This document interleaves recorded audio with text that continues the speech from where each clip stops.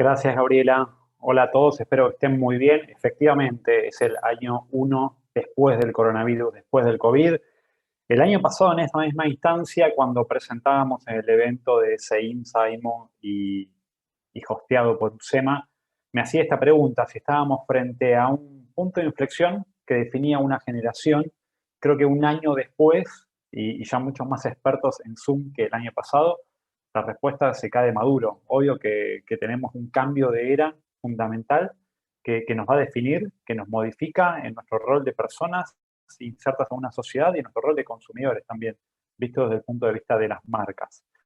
Este año, este primer año después del año que nos cambió la vida, después de muchas ansiedades, miedos, angustias, sentimientos de vulnerabilidad, soledades, eh, terminamos el año 2020 con un agotamiento mental enorme, con un enorme deseo de revancha en el 2021, pero también por otro lado, con consumidores mucho más conscientes en su rol, más demandantes y más exigentes con las compañías, esperando que las marcas den un paso adelante, comprometiéndose, asumiendo responsabilidades que van más allá de su negocio base, y siempre con dos focos muy potentes, el de la protección y el de la conveniencia como demanda hacia las empresas. Sin duda lo que vimos a lo largo del año pasado y lo que seguimos viendo fue tal vez no tantas tendencias nuevas, pero sí tendencias muy aceleradas. Cosas que venían dándose con fuerza se aceleraron por completo. Tal vez el ejemplo más claro es el de comercio electrónico, lo hablaba más temprano en otra reunión con gente de Mercado Libre. Ellos planteaban que en algunos meses habían crecido lo que pensaban crecer en años de desarrollo del negocio.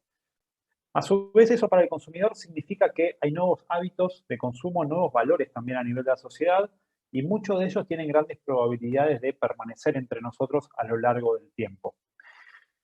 Tal es así que a nivel global y local definimos en Cantar 5 tendencias que son las que van a definir un poco a este consumidor que arranca en el año 1 de C. Las 5 tendencias tienen que ver primero con Mindful Consumption, la segunda es Always Mobile, la tercera es Eco-Doing, bastante relacionado con lo que se venía hablando en otras charlas. Responsumers es la cuarta y la quinta y última es Wellbeing Reloaded, así que vamos a ir repasándolas rápidamente a cada una de ellas. Mindful Consumption tiene que ver con, primero, prestar mucho más atención a nuestros consumos y a nuestros gastos, ser mucho más planificados en términos de nuestros gastos, básicamente porque los ingresos de los hogares globales, latinoamericanos y argentinos en ese orden se vieron muy reducidos y también porque cambió nuestro orden de prioridades. Tal vez determinadas categorías que eran muy importantes para nosotros, que las consideramos como imprescindibles, hoy no las vemos como tan imprescindibles y otras categorías nuevas sí son mucho más importantes que antes. Así que vamos a tener un consumidor muy atento en cuanto a precios y promociones y muy atentos en cuanto a la planificación. Lo vemos a nivel global con un 70% de los consumidores diciendo que van a prestar más atención a los precios o que lo están haciendo más que antes de la pandemia. Y LATAM, y tanto LATAM como Argentina dentro de LATAM, estamos un poquito por encima de ese promedio global. Los argentinos siempre fuimos muy sensibles al precio y siempre fuimos muy estrategas al momento de decidir las compras, elegir qué día comprar, dónde comprar, con qué tarjeta. Nos volvimos muy estrategas, pero la pandemia acentúa ese rasgo tan propio de los argentinos. La segunda tendencia que vemos tiene que ver con que vamos a usar nuestros dispositivos móviles como nunca antes. Los invito a pensar un segundito cómo hubiera sido la pandemia del año pasado, la cuarentena, esos 6 meses, si nos hubiera tocado en 1990, sin internet, sin celulares y con 5 canales de televisión abierta. Efectivamente, la conectividad cambió la forma de comunicarse con amigos, familiares, la forma de trabajar, la forma de educarnos, la forma de comprar, lo que decía recién del comercio electrónico, que creció en meses lo que podría haber llevado años. Pero vamos a hacer muchas más cosas con el teléfono móvil o con el teléfono, además de comprar o además de comunicarnos. Cuando le vamos a preguntar a la gente, un 71% dice que ya hace compras o contrata servicios desde su teléfono móvil, desde su pantalla más chica, y un 82% nos dice que hace cursos o ve tutoriales desde el teléfono celular. Es decir, que lo que estamos viendo es que los teléfonos van a estar más presentes que nunca, adoptando múltiples facetas y múltiples funciones, y como contratendencia a esto lo que vamos a ver es también la búsqueda de ciertos balances para evitar la dependencia, para no estar todo el tiempo colgado de las pantallas, porque ya estamos como en una especie de sobredosis de pantallas. Entonces también va a haber algunas medidas de los consumidores para poner un freno a esto y poder balancear. Como tercera tendencia, vamos a hablar un poco también de sustentabilidad, que fue algo que se estuvo hablando bastante en las otras charlas. A lo largo del año pasado vimos evidencias clarísimas, ¿no? Vimos los jabalíes caminando por el centro de Madrid, los canales de Venecia con pececitos. Nos dimos cuenta de que todo lo que hacemos en el día a día termina afectando al planeta, termina dejando una huella. Y fue un año, sí, del pasaje a la acción, pero una acción mucho más concreta y cotidiana. La sustentabilidad no solo se entiende por lo verde, sino que tiene muchas facetas, muchas aristas diferentes y que empiezan por casa. Empieza por el cuidado de los recursos, el cuidado de la energía, el cuidado del papel, por acciones mucho más chicas y mucho más concretas. El nivel de conciencia creció y sí, como dijeron los otros en algunas otras ponencias, hay un gap entre lo que queremos hacer y lo que efectivamente hacemos. A nivel global, Kantar desarrolló una segmentación donde vemos que solamente el 8% de los consumidores son ecoactive. Significa que son consumidores con un nivel de conciencia muy alto, pero que a su vez pasaron a la acción concreta. En Argentina este número es del 12% de los ecoactives, pero vemos que la mayoría de la población todavía está en un segmento intermedio, eco-believers y eco-considerers. Son personas que se dan cuenta de que sus acciones tienen un impacto en el medio ambiente, que se dan cuenta de que es un problema grave, el tema ambiental a nivel global, pero que no encuentran las herramientas para pasar a la acción, ya sea porque lo sustentable a veces es más caro o porque no encuentran los medios. Vayamos a un ejemplo muy concreto. Separo los residuos reciclables en mi casa, de aquellos que no son reciclables. Los dejo en el incinerador del edificio y ¿qué pasa? Después va el portero y tira todo al mismo tacho. Entonces, hay cuestiones básicas, simples y cotidianas donde la gente quiere hacer un cambio, pero no encuentra los canales para poder conducir ese interés y esa mayor conciencia. Ahí también empieza a tener un rol muy importante las empresas, de cómo ayudan para canalizar y para conducir estas mejores intenciones de los consumidores. Me parece que hay un rol fundamental de las empresas. Hay 2 de cada 3 consumidores a nivel global que dicen que en gran medida las empresas son las que tienen que comprometerse para hacer un cambio. Y en Argentina en particular, un 70% de los consumidores piensa que las empresas no están haciendo lo suficiente para cuidar el medio ambiente o no les están dando herramientas para que ellos puedan cuidar el medio ambiente.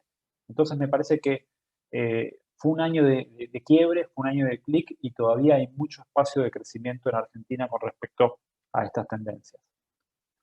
La cuarta está muy relacionada con la tercera, responsumers. El hecho de que seamos más responsables nosotros en nuestra acción individual también implica que vamos a exigir a aquellos jugadores más grandes. Es un poco la frase de Spider-Man, ¿no? Un gran poder implica una gran responsabilidad. Bueno, los consumidores dicen, yo quiero hacer mi parte, pero vos, empresa que sos más grande, o vos, gobierno que sos más grande, tenés que hacer la tuya, tenés una responsabilidad aún superior.